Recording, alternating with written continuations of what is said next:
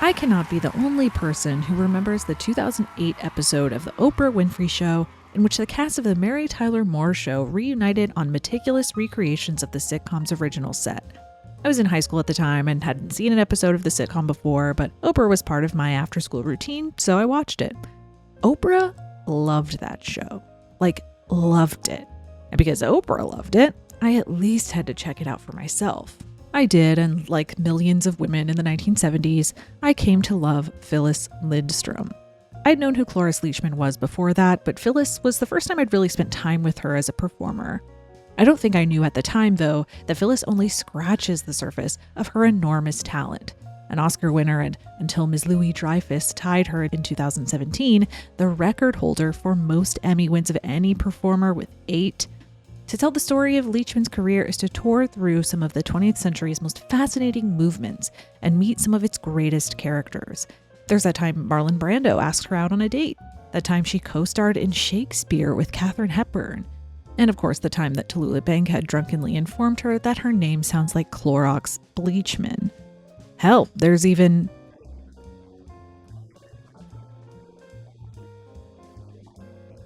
Sorry for the jump scare.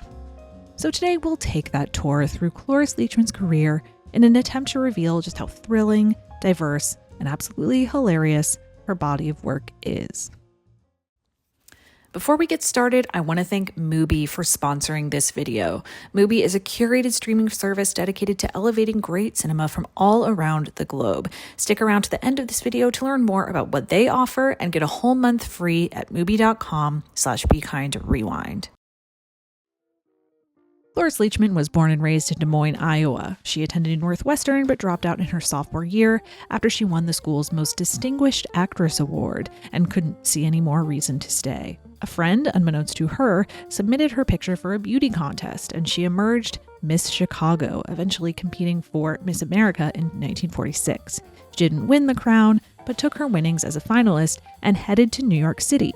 She wanted to be an actor, and it didn't take her long to get noticed.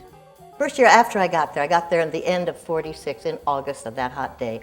Then a year later, my agent called and said, go to this address and meet this man called K-A-Z-A-E-L-I-A-K-A-Z-A-N. Upon arriving in New York, Leachman joined the Actors Studio and studied under Elia Kazan with the likes of Julie Harris and Eli Wallach. Using exercises developed with the group theater, Kazan focused on sense memory techniques and improvisation in his classes. Leachman frequently cites his instruction as a major influence on how she approached her character work. Kazan emphasized using objects in a scene instead of using your face. Well, gee, he would have you do something with an object that would show how you're feeling. That was very helpful to me. So one of the first things I do, I have a big open place waiting for what object I'm going to find or think of or choose that will be really good, not just busy work, not just something to do, but something that will illuminate more about your character. It's not as if you're literally going to find her fiddling with some object in every scene that she's in. But once you know this about her, you start to notice little details about her character's physicality that enrich her performances. The way a mother annoyed with her chaotic son might tidily arrange her gloves or adjust her hair, or the way a nervous woman breaking off an affair might clutch at her apron. To fast forward in her career a bit, we can even look at the Mary Tyler Moore Show and think about how she uses the door. Take this scene from season 5. Phyllis is feeling financially strapped and starts talking about a lost love from her youth who might have offered her a more luxurious life. I could have married into money, and I don't just mean money, Mary, I mean real money. Watch how when she opens the door, she gently strokes it with her thumb and leans into it slightly, as if she were hugging a cherished friend. He would have given anything to marry me, but I didn't love him, so I didn't ask him. She closes the door to punctuate the punchline. Or we could think about the way that Phyllis enters Mary's apartment. Phyllis doesn't simply enter a room. She announces herself, both literally Oh, guess who? It's Phyllis! and also in ways that help us understand who Phyllis is. She uses it expressively, dramatically, bursting in with the rigid, fast-paced walk of a neurotic busybody. As an aside, I think it's so funny that during Oprah's cast reunion, the door once again becomes a prop. She spins and walks in the same way she would as Phyllis, as if the reconstructed set activated some sense memory. Using her training from the Actors Studio, Leachman became quite successful on the stage. She took over as Nellie Forbush in the original run of Rodgers and Hammerstein's South Pacific. She also won a role in the original cast of Come Back Little Sheba, the play that would eventually win Shirley Booth both a Best Actress Tony and Oscar, although she chose to leave that production before it transferred to Broadway so that she could be in As You Like It with Katharine Hepburn instead. We may not be able to revisit her stage performances, but thankfully, Leachman was also in very high demand on television throughout the 1950s and 60s. Well, I was doing live television in the daytime and Broadway at night. Can you imagine? She writes in her memoir that she was working almost nonstop, but was never tired, never fearful, never overwhelmed. I was enjoying every minute of my life. There were 3 of us who got most of the roles: Maria Riva, Marlene Dietrich's daughter, Anne Marno, who would later become Anne Bancroft, and myself. The most notable aspect of this period in her career is the variety of roles she took on. At this time on television, there were several television anthology shows like the Lux Video Theater or the Philco Television Playhouse or Craft Theater. Each episode of these series were like individual plays, meaning there were a lot of opportunities to play different kinds of characters in different genres. In other words, it was the perfect way to exercise the training she'd had at the Actors Studio. Plus, everything was live. She wrote, "Your performance and everything else in a television show had to be fitted into exactly 1 hour. That meant a number of new demands on an actor. A 1-hour show became a combination of acting, sprinting to the next set, changing makeup, if you had to have scars added, for instance, and never showing the tension, never getting out of character." It was the most fun in the world, the best training. I didn't ever do summer stock. It was an incredible training because you really had to think on your toes. And all the actors and actresses and a lot of the best directors in television, in motion pictures now, came out of those early years in television. I have no fear as a result of that. I mean, if you can live through those days, I think you're not really afraid of anything. It's in these performances that you begin to see that Cloris Leachman could pretty much do anything. In Johnny Staccato, the short-lived television series in which John Cassavetes plays a private detective/jazz pianist, she and her cheekbones play a stylish film noir figure who's accused of murder. Merely because I'm accused of murder, I'm supposed to be humble, grateful for every scrap of kindness. At the arraignment, I was expected to crawl and cringe and smile sweetly in the hopes of touching the hearts of my antagonists. But then in Lassie, she plays the adoptive mother of a young man named Timmy who goes on adventures with his border collie, a performance which can only be described as the most stereotypical 1950s role you can imagine. Excuse me, God. I forgot something. And bless my new mother and father. Amen.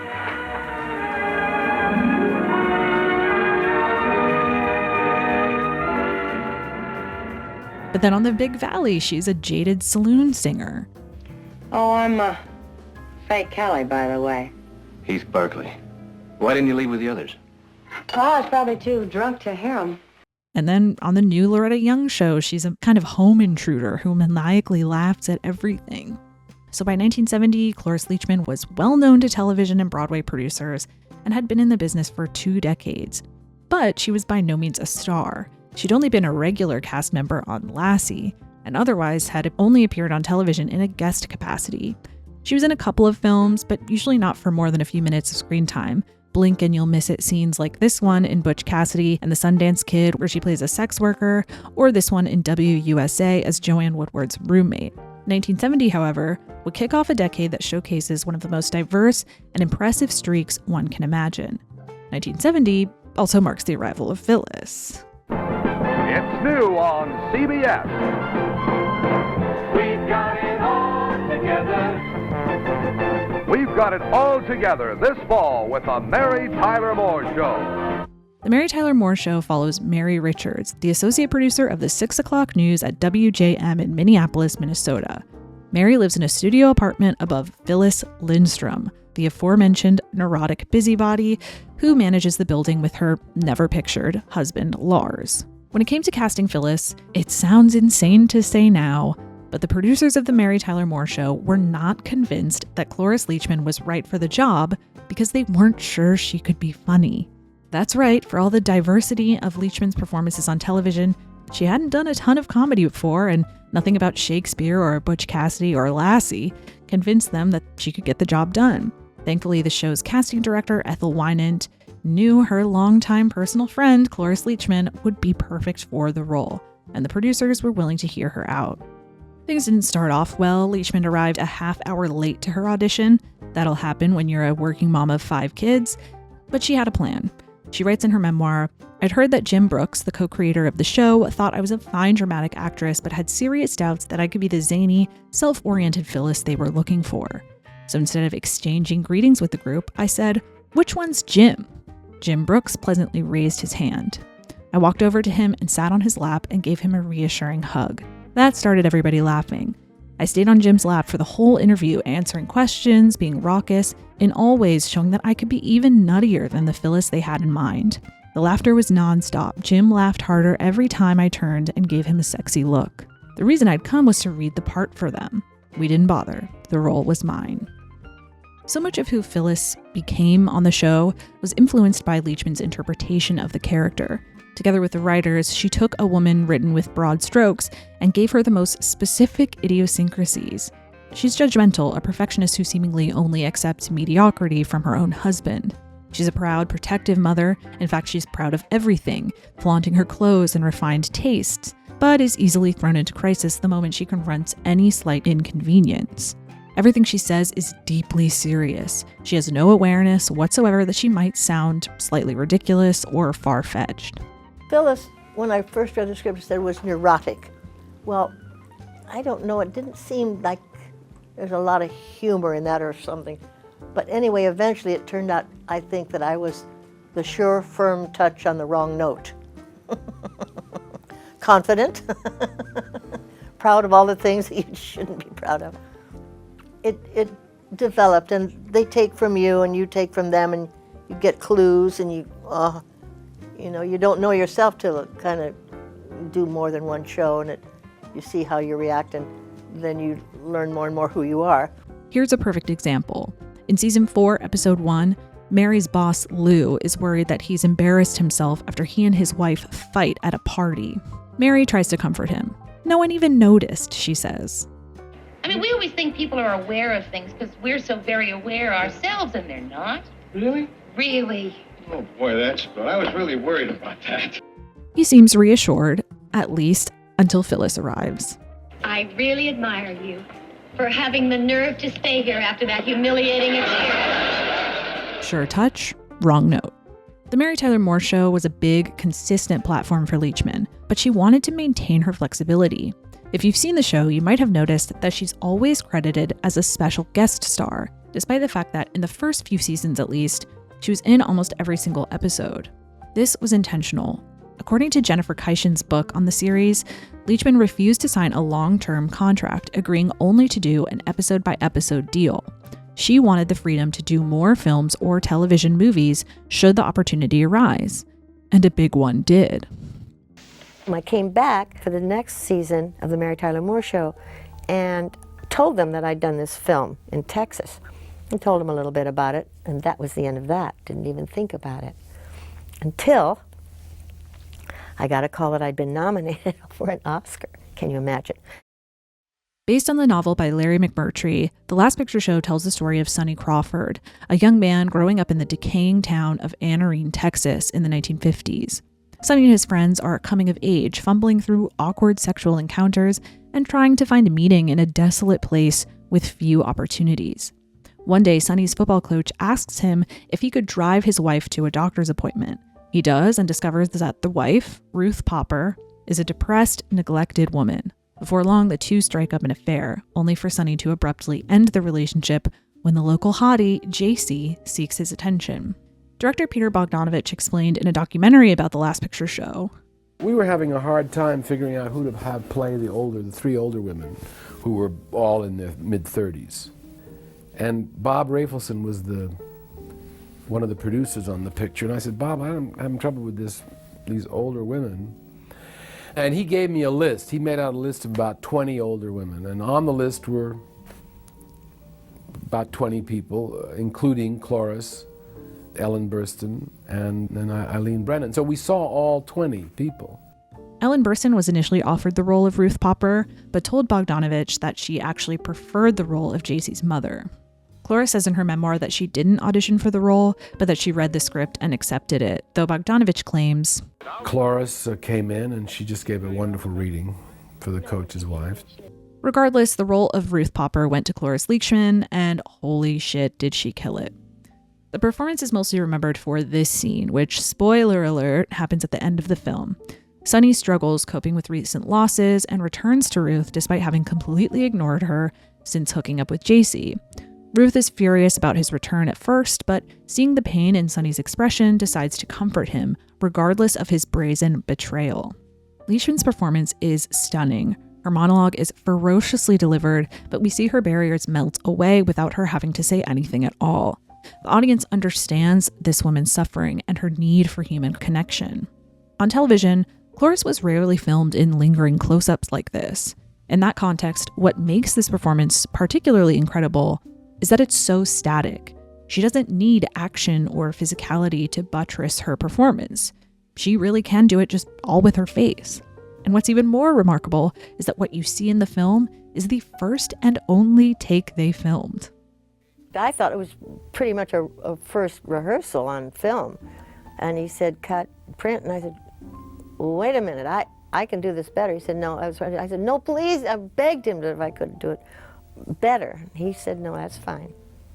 She was annoyed, but it paid off because, boy, that was the first take. What you see in the pictures, the only take. I said, what's no point in doing that again?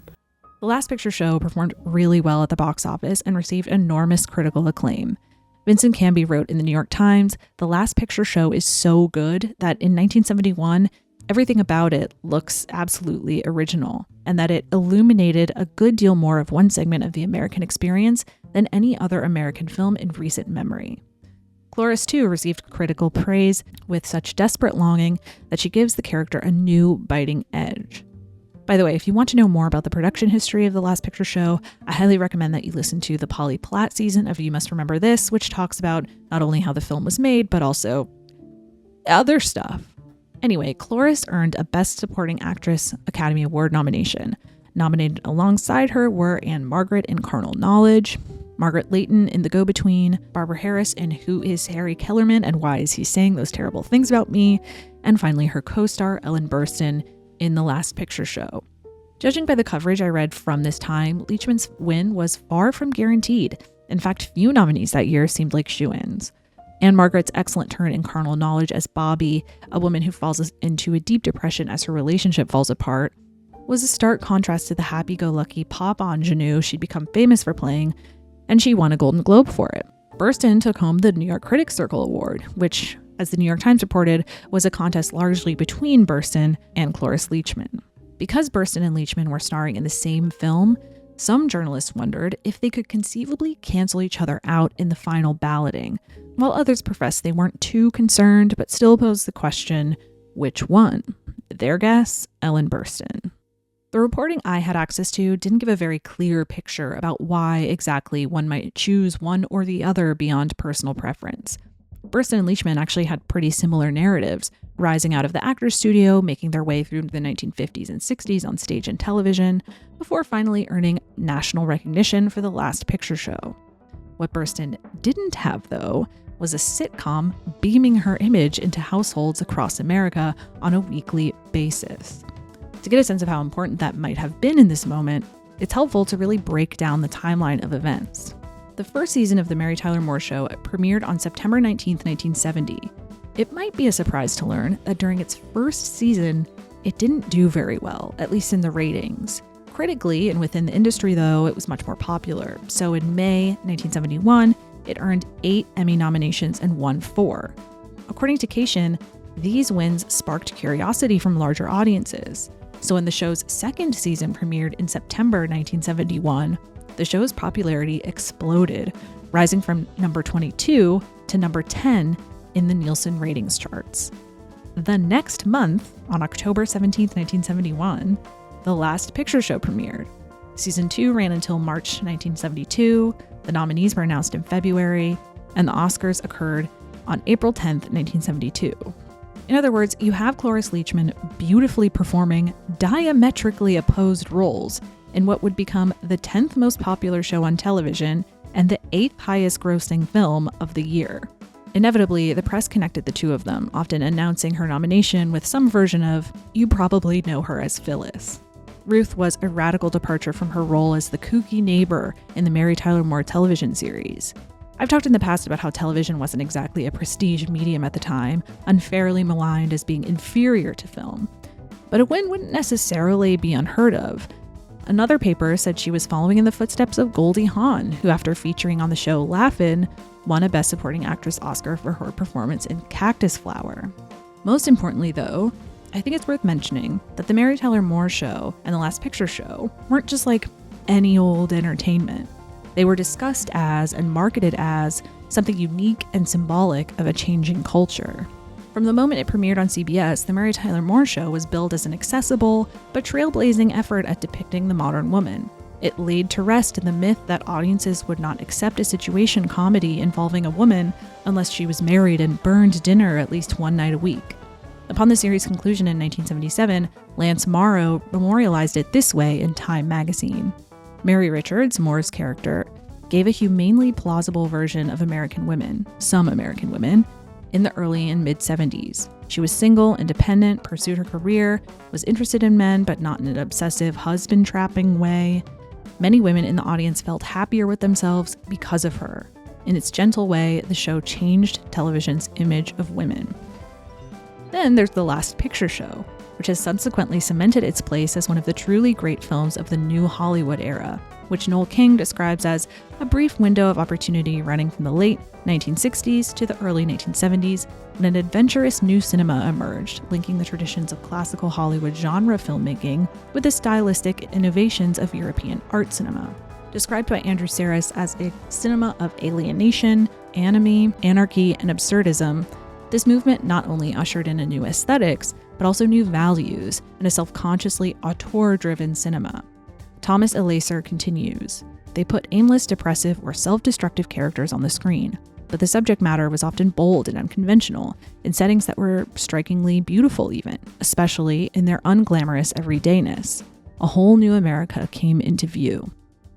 Though utterly different in tone and subject matter, the Mary Tyler Moore Show and The Last Picture Show together positioned Cloris as part of something new, things that could push culture forward. What Cloris unites within them is a growing sense of complexity for women. I love the way Rob Hoerberger put it in the New York Times. As different as they were, both of her breakthrough roles held up a corrective lens to the depiction of the unyoung on screen, proving that they could be complex and garner large audiences. And suddenly Leachman, now in her mid-40s, was everywhere. Middle age became her golden age. So of course, Cloris Leachman won. Familiar to viewers as the snobbish foot in the mouth in the Mary Tyler Moore series, Cloris Leachman makes everyone feel good that sudden recognition has come to her. A trooper has been honored for an excellent piece of work. So, by 1972, Cloris Leachman was easily a household name, highly respected as perhaps the most honored actress in the country today, but also one of the most underrated. With the spotlight now fixed on her, opportunities became more plentiful and her talent more evident and discussed. In the immediate years following her Academy Award win, the number of episodes she appears in on The Mary Tyler Moore Show drops off significantly, and she spent more time doing films and television movies. I truly challenge you to find an actress with as diverse a filmography as she turned out in those few years. In 1974 alone, she appeared not only as Phyllis, but also in The Migrants, a TV movie based on a play by Tennessee Williams in which she plays the matriarch of a family of farm workers. Death Sentence, a thriller in which a jurist suspects her husband may actually be the murderer they're looking for. Daisy Miller, an adaptation of the Henry James novel in which she plays a timid, fluttering mother of a flirtatious socialite. And Frau Blücher in Young Frankenstein. More on those in a minute. It's so fun reading critics unabashedly bowled over by the amount and quality of this work. Cecil Smith wrote in his review of The Migrants in the LA Times, Cloris Leachman gives a performance you feel like a lead weight in the belly. Astonishing. Only the other day, she was playing the giddy Phyllis on The Mary Tyler Moore Show. My lord, what an actress. He continued in another article, in an industry in which everyone is typed and tagged and labeled and pigeonholed, she's mercurial, an exception to television's rule, the multi-dimensional actress. For her part, this diversity was very much the point. She didn't want to be pinned down, telling one reporter, I'm an actress, not a leading lady, not a comedian, not a series actress. I'm an actress. I'm one of the few actresses who never has to worry about typecasting, she said. Everything I do seems to be different from what I've done before. The bulk of her work, though not the most memorable of her work, during this time was done on television, partly because this afforded her leading roles, which she was never given in feature films. There are just more TV movies available than feature films, she said. I like making them, the tempo suits me. In feature films, it's still a man's world. There were many female stars in the old days, and somehow it got turned around. A lot of these films are available on YouTube, so I'll be sure to link a few in the description. I definitely recommend A Brand New Life, in which she and Martin Balsam play a husband and wife who aren't sure what to do when she finds out she's pregnant. It's an absolutely fascinating look at gender dynamics in marriage and the expectations placed upon mothers. Of course, I'd be remiss if I didn't mention Phyllis, the spinoff. Compelled by the success of Mary Tyler Moore, Valerie Harper's spinoff Rhoda, and Leachman's own growing popularity, the producers of Mary Tyler Moore approached Leachman with the idea of her own show. The basic premise of the new sitcom was that Lars had died, so Phyllis and her daughter Bess moved to San Francisco, where she takes a job as an assistant in a photography studio and lives with Lars' parents. As Cation points out, Phyllis was a tricky character to turn into a leading lady, given that her main function on the Mary Tyler Moore Show was to be abrasive and self-absorbed. Having killed off poor Lars, I will now be more sympathetic and vulnerable, and people will worry more about me. Phyllis is going to change in our new show because she's now going to have to find a way to take care of herself and live in the world of reality. You see the trouble they had in adapting Phyllis from quirky supporting character to lead in her own show in the pilot episode. She's much calmer, less narcissistic, more reasonable. She's kind of not fun anymore. Her supporting characters never had the spark that the Mary Tyler Moore cast had either. Leachman herself points out that the show missed the adversarial but charming relationship Phyllis had with Rhoda.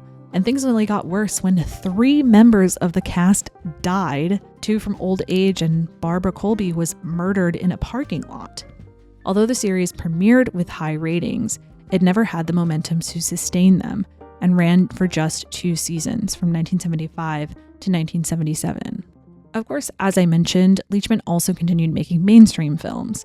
Daisy Miller was another Bogdanovich film, his first real swing and a miss, uncoincidentally, I'd argue, after he stopped collaborating with Polly Platt. And listen, I feel like I can say this as someone who has seen every episode of and generally enjoyed Sybil's sitcom.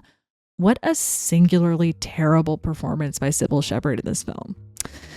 More importantly, though, Leachman was also adopted into the Mel Brooks cinematic universe, first in Young Frankenstein. Young Frankenstein follows Dr. Frederick Frankenstein, or Frankenstein, grandson of the famed Dr. Frankenstein who tried to reanimate the dead. He rejects his family's infamous reputation, but is tempted to conduct his grandfather's experiment when he travels to Transylvania after inheriting his estate. There he meets a cast of wacky characters, including Frau Blücher, caretaker and former lover of his grandfather. Brooks wrote in his memoir All About Me that he told Leachman the inspiration for Blücher was Judith Anderson's cold and domineering performance in Hitchcock's Rebecca. And that's what she delivers. It's a perfect film full of perfect performances. It's hard to understate how successful and influential that film was and remains. It was one of the highest grossing films of the year and has become one of those films that gets quoted ad nauseum to the point that I'm not even sure people realize when they're referencing it anymore. But rather than wax poetic about how perfectly crafted Young Frankenstein is, seriously, if you haven't seen it, why? I want to focus on the role it played in Leachman's filmography. The Last Picture Show may have won her the Oscar, but I'd argue that Young Frankenstein was much more important in determining the course of her career. When I started this video, one of the main questions I had for myself was why I thought of Cloris Leachman primarily as a comedic actress rather than a dramatic actress, if half of her roles are dramatic in nature. Teenage obsession with Mary Tyler Moore Show aside, I'd argue that the answer traces back to Young Frankenstein. The film pushed Leachman from a chameleonic actress who could play in any genre to an absurdist comedienne who could invent the uncanny. It demonstrated that her comedic talents weren't limited to Phyllis's sitcom quips, that she wasn't afraid to look weird or be silly, that she could masterfully employ exaggeration. The way she screams, lurks, stares, everything is dialed to 11. Never realistic exactly, but appropriate to the world crafted by Brooks. She repeats these heightened characterizations in each of her collaborations with him. She never plays the eye candy blonde bombshells like Terry Garr or Lee Meredith in The Producers. Instead, she's unequivocally game to play strange and beleaguered women who are severe, intense, costumed in matronly outfits, but who unleash their sensual side when no one's looking. In High Anxiety, for example, she plays Nurse Diesel, strict and rigid during the day, freaky and adventurous at night. The reality is that Cloris Leachman reached her peak fame in her mid to late 40s, which is usually when women start disappearing altogether from Hollywood. Hell, she was already playing Old Ma in 1974. It's the likelihood that someone would write her intelligent, dramatic roles exploring the complexity of an aging woman's life would diminish more and more as she moved into her 50s, 60s, and 70s. There might not always be opportunities like The Last Picture Show, but there are always opportunities for a crazy old lady. So of course I think of her as a comedic actress, because she spent the latter third of her career, when I was growing up, iterating on the type she perfected in Young Frankenstein and becoming the go-to actor for eccentric older woman roles, what I'm affectionately terming her grandma era. I mean, seriously, just scrolling through her IMDb page, you can't help but notice the sheer number of characters she played whose names are some iteration of grandma. But scrolling through should also give you a sense of how incredibly prolific she was during this time. By becoming typecast as the kooky old lady, she ensured her longevity and was able to work on several projects a year, essentially until she died in 2021. I think my very first exposure to her was on a VHS copy of the 1989 film Prancer, where she plays a recluse whose brush with an innocent neighbor child awakens her to the magic of Christmas and community. But there are a million examples like this. Maybe your first encounter with her was in Double Double Toil and Trouble, the Mary-Kate and Ashley film in which she plays an evil witch who trapped her twin sister in a moonstone. Or maybe it was in the film version of the Beverly Hillbillies in which she played the gun-toting nanny. Maybe you recognize her voice from The Croods. Many of these roles explicitly call upon Frau Blücher as an inspiration. Women with vague Eastern European accents who appear buttoned up at first and are never framed as sexually attractive, but who live a deeply sensual life in secret. She plays Mr. Sheffield's childhood nanny in The Nanny, who is exactly like this. Oh, Maxwell, mein Liebchen. A frumpy German who also carries on an affair with Niles. She was in a very short-lived sitcom called The Nut House, produced by Mel Brooks, which is kind of like a very weird Sweet Life of Zack and Cody that does something similar. Why must you seek affection elsewhere? I'm the only one who knows how to touch you. You could even argue that her Emmy Award-winning role as Grandma Ida on Malcolm in the Middle falls into this category, although Ida is a much grittier version. That's it. Fatten up on pizza. Good luck running when they come with the dogs and chase you into the hills. Like, there are a lot of these. Sherry is here to help me now that my Johann is gone. There's even a Disney Channel version, Mrs. Svorsky on Girl Meets World. Poor Toto. You can never win at paper, rock, scissors. Always know rock is coming. Even if they aren't directly referencing Frau Blücher, Leachman's grandma era takes advantage of her willingness to go there. And by there, I mean anywhere. Anywhere the script needs her to go, she will go. Do you need her to be horny? I don't think a day went by for 50 years that your father and I, God rest his soul, didn't fuck each other silly. I think I'm gonna be sick. Zany? Disgusting? I've got to use your John. It might be a while. I can't tell you what for, because the lady doesn't discuss her business. She'll do it.